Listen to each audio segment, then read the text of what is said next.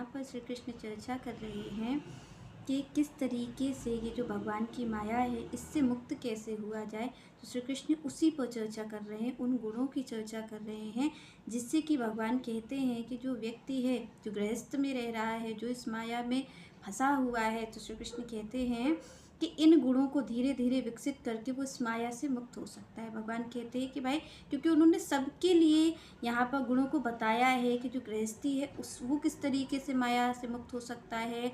भगवान कहते हैं जो मेरे मार्ग में चल रहा है वो किस तरीके से मुक्त होगा, क्योंकि यहाँ पर भगवान प्रत्येक जीव की बात करते हैं कि किस तरीके से, क्योंकि भगवान कहते हैं भाई मुक्ति का साधन तो यही है। तो यहाँ पर भगवान ने बताए हैं दैवी स्वभाव को, भगवान यहाँ पर बता रहे हैं।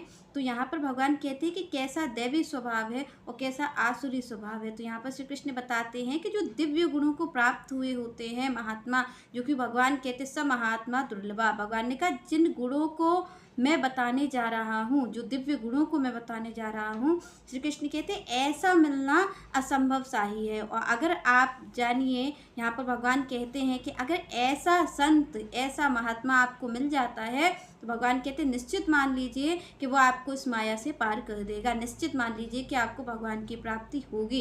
पर श्री कृष्ण का किससे होगी? जिसमें ये दिव्य गुण होंगे, क्योंकि भगवान ने कहा भाई ये दिव्य गुण हैं, ये दैवीय गुण हैं, ये हर किसी व्यक्ति में नहीं मिलेंगे, ये उसी गुण, ये वही उसी व्यक्ति में मिलेंगे। भगवान कहते जो मेरा जन है, जो वास्तविक में मेरी प्राप्ति कर चुका है, श्री कृष्ण कहते उसमें ही ये गुण होते हैं। तो यहाँ पर श्री कृष्ण कहते हैं अभयम सत्व संशुद्धि ज्ञान योग व्यवस्थितः दानम दमः च यज्ञः च स्वाध्याय तपः